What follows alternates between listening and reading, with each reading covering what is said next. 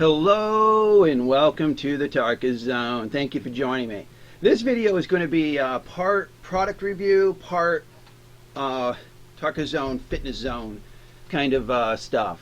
And I wanted to really tell you about this product and how it's helped me with my goals, my long-term goals of getting healthier. And as you can see, I did purchase this product back in January. Now, unfortunately, it's gone up in price quite a bit, and I think there's a higher demand for it. And when vendors see that people are gobbling something up, they raise the price. Now, I didn't pay even close to $150 for this thing, and I bought it here. I paid, I think it was like $89.99 when I bought it. So that's how much it went up.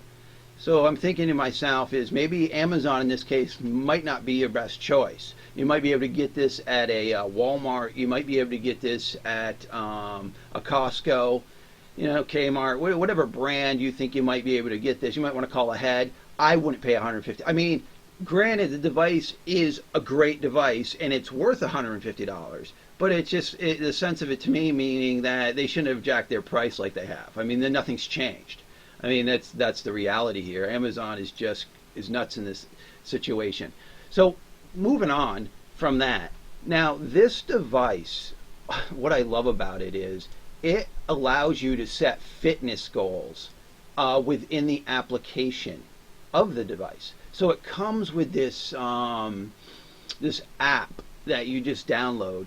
And the app itself allows you to do so much within the app. So it's this like little mini computer. And you got to have a smartphone. So if you want to take advantage of this product, you have to have a smartphone. And then you use the app, and the app kind of helps you with what your body's doing, what your body is telling this device. I mean, it's really neat. And you can get into the dilemma of, okay, you got this thing monitoring you. What if somebody jacks into it? Then they'll know everything about you. Well, even if they knew everything about you, what harm is that going to do? I mean, I just never understood the theory of people going to, hack into these things and know that your heart rate's at what? Okay, whatever. I mean, whatever. So if you can get beyond the fact that this is a digital device that's communicating to your phone, and it is communicating in an encryption, but it's still, anything's hackable. So let's move on from that. So we're going to scroll down here so I can tell you what this product is saying it will do. And the heart rate is a big one. If you want to try to manage your heart rate into what they call the burn zone and the cardiac zone, this will tell you you're doing it. It actually gives you bar graphs after the fact, during the fact. It's telling you how long you were in the fat burn. It will tell you how long you were in the cardio, zone. It will tell you, your heart rate at that time. It will tell you resting heart rate. It actually has an application within it that will tell you what your heart health is based on your age, based on the data it's collecting. So it will tell you. I mean, I moved mine like 10 points by just doing some of the exercises I've been doing. And so I got a healthier heart based on what this device is telling me. I got the GPS tracker. I haven't really used that much, only because I run on a treadmill and there's a lot of snow where I am right now. So I haven't been able to get out on any paths to check that out, but I imagine that's going to be working well. It will do text and calendar alerts, and it will tell you when your phone is ringing. So if your phone might be in the other room, the Fitbit will say you're getting a call. If someone texts you, phone's in the other room, your Fitbit will tell you, okay, this is the text. It's pretty interesting. I mean, it's like having a smartphone on your wrist kind of thing, or an add-on to your wrist that also is monitoring your health. It does have the guided breathing sessions, but I didn't get into that. I understand you got to breathe to survive, and you got breathing things where you can do to relax. I didn't get into that. It will track your activity throughout the day, so it knows when you're moving robustly, and it will count that as activity. So it's basically basing that on how the gyro in it is affecting gravity. Because every time you go upstairs with this thing, it knows you're going upstairs. Because every time you slam down, it's basically telling you, okay, that's an aggressive step. That's got to be a stair. Plus, it says to itself, did we change elevation at all? And once you change like 7 feet of elevation with this thing, it will say, oh, you just did a bunch of stairs. And it will tell you you did X amount of stairs today, and it will tell you did X amount of steps, just steps. So it's giving you that information too. I mean, this thing's a little gem. And I know it's expensive, and it's hard. It might be out of reach for some people, but you can get a cheaper version of this from another manufacturer at those other vendors. Even here on Amazon, I've seen them for like $14. You know, they just don't have. They're not as detailed as this product. They might not have the app that this product has. I mean, that's the reality to that. So this, I wish I could show you the app. If I had another camera, I could actually record it for you how it works, but I don't at this time. That will work. So we're at the mercy of this. And I bet you could YouTube it too. You know, Fitbit app. You know, and somebody might have put this up here. But again, what it's telling you here on the app screen here, it's telling this person did 8,793 steps at that point. This is the flight of stairs. I know this is activity, and because I can't really read that, I'm going to actually, I know this is calories burned. And what's great about it is it knows, because you put your personal information, like your age and your sex, you put that in there. So it knows generally what a person is burning throughout the day, but it's real time. So what it's doing is it's basing that on your heart rate. So at the end of the day, it will actually tell you how many calories you actually burned. You know how the metric is you've got 2,000 calorie diet, you should only eat 2,000 calories a day, right? I mean, that's what they're saying to you.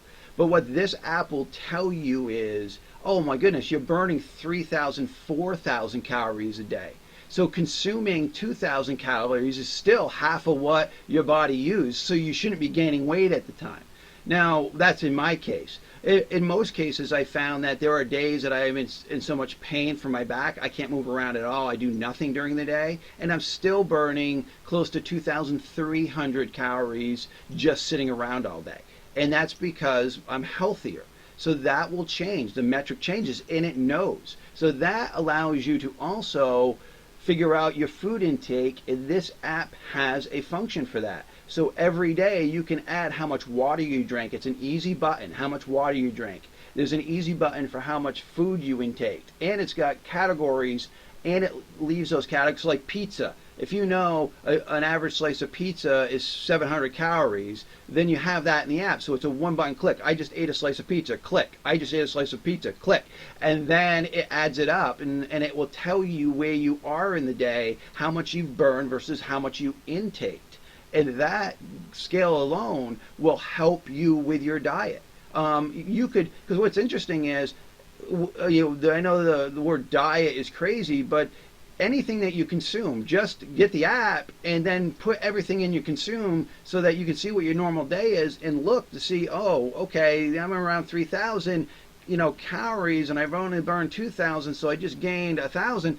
You could at least say to yourself at that time, well, what's in my list that is the highest calorie amount? And you're going to probably come to soda, potato chips, and you're going to say, well, maybe tomorrow I just won't include as much of that, and then take it from there.